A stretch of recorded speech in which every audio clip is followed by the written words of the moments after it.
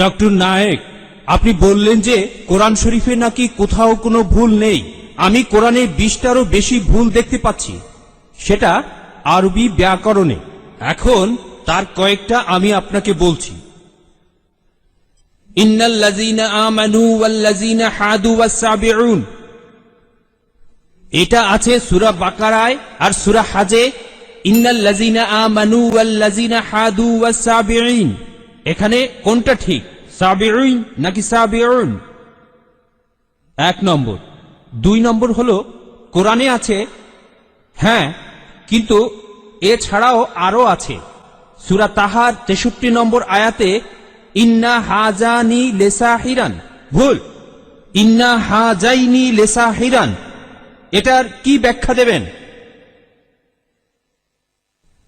এছাড়াও আমি আরো অনেক ভুলের কথা জানি। এক্সকিউজ মি, আমরা শুধু প্রথম প্রশ্নটা গ্রহণ করব, সময়ের অভাবে দ্বিতীয় প্রশ্নটা গ্রহণ করতে ঠিক পারছি না। আছে, ঠিক আছে।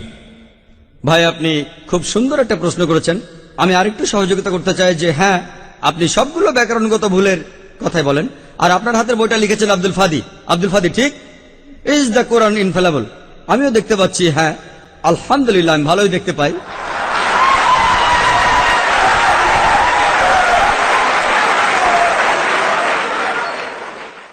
আমি এই 20টা ভুলের সবগুলোর উত্তর দেব, কারণ আমি বইটা পড়েছি।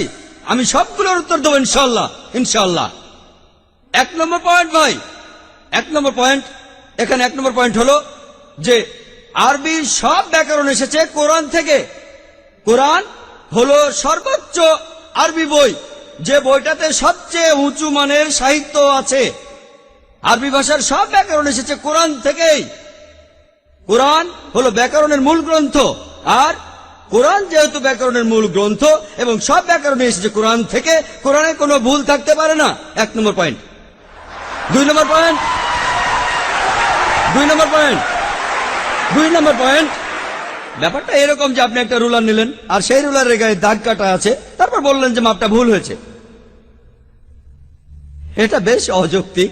2 নম্বর পয়েন্ট, আরবে বিভিন্ন আলাদা আলাদা গোত্রে, আপনি যদি আরবি জানেন, আর ডক্টর উইলিয়াম ক্যাম্বেল আমার সাথে একমত হবেন যে আরবের গোত্রগুলোর মধ্যে ব্যাকরণ মাঝে মধ্যে বদলে যায়। কিছু কিছু আরবীয় গোত্রে যে শব্দটা স্ত্রীবাচক, অন্য আরেক গোত্রে সেটাই পুরুষবাচক। একই শব্দ, তবে গোত্রভেদে ব্যাকরণ বদল হতে থাকে, এমনকি শব্দের লিঙ্গ বদলে যায়। তাহলে আপনি কি কোরআনকে সবগুলো ব্যাকরণ দিয়ে পরীক্ষা করবেন? না। আর এছাড়াও কোরআনের ভাষা এত উঁচু মানের, এতই উঁচু মানের, এর কাছাকাছি কোনো সাহিত্য নেই। আর কোরআনের বিরুদ্ধে অনেক বই আছে, ইন্টারনেটে গেলে দেখবেন 12টা ব্যাকরণের ভুল, 21টা ব্যাকরণের ভুল, আব্দুল ফাদি 20টা ব্যাকরণের ভুল। আপনাদের কি ধারণা খ্রিস্টানরা এই ভুলগুলো বের করেছে? কারাই ভুল বের করেছে? জানেন কারা করেছে? মুসলমানরাই। মুসলমান পণ্ডিতরা, যেমন জামকশারি, তারা এটা করেছেন। কোরআনের ব্যাকরণ এত উঁচু মানের যে কোরআনের ভাষা মাঝে মধ্যে প্রচলিত আরবির বিরুদ্ধে যায়।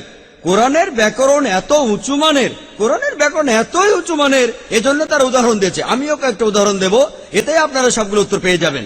তারা উদাহরণ দিয়েছে যে কোরআনে লেখা আছে লূত আলাইহিস সালামের গোত্রের লোকজন তারা সকল নবীকে ত্যাগ করেছে। বলা আছে সব নবীকে তারা বর্জন করেছে। ডক্টর উইলিয়াম ক্যাম্বেল দিয়েছে। আমিও কয়েকটা উদাহরণ দেব, এতে আপনারা সবগুলো উত্তর পেয়ে যাবেন। তারা উদাহরণ দিয়েছে যে কোরআনে লেখা আছে লূত আলাইহিস সালামের গোত্রের লোকজন তারা সকল নবীকে ত্যাগ করেছে। বলা আছে সব নবীকে তারা বর্জন করেছে। ডক্টর উইলিয়াম ক্যাম্বেল বললেন যে নূহ নবীর গোত্রের লোকজন তারা নবীদের ত্যাগ করেছে। আমরা ইতিহাস থেকে জানি যে মাত্র একজন নবীকে তাদের কাছে পাঠানো হয়েছিল। তাহলে এখানেও ব্যাকরণের ভুল আছে। কোরআনে বলা উচিত ছিল একজন নবীর কথা, বহুবচন না। আর আমি একমত, আর আমার আপনার মতো লোকের কাছে মনে হবে এটা ব্যাকরণের ভুল।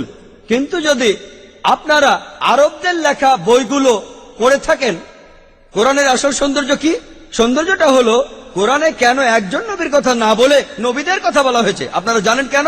কারণ আমরা জানি যে সব নবীদের হেদায়েতের বাণী মূলত একটাই, যে ঈশ্বর একজনই, তাওহীদের বাণী, আল্লাহ সুবহানাহু ওয়া তাআলার বাণী। লূত আলাইহিস সালামের লোকজন এবং নূহ আলাইহিস সালামের লোকজন তাদের নবীকে ত্যাগ করেছিল, আর পরোক্ষভাবে নিজেদের নবীকে ত্যাগ করে তারা সব নবীদেরই ত্যাগ করেছিল।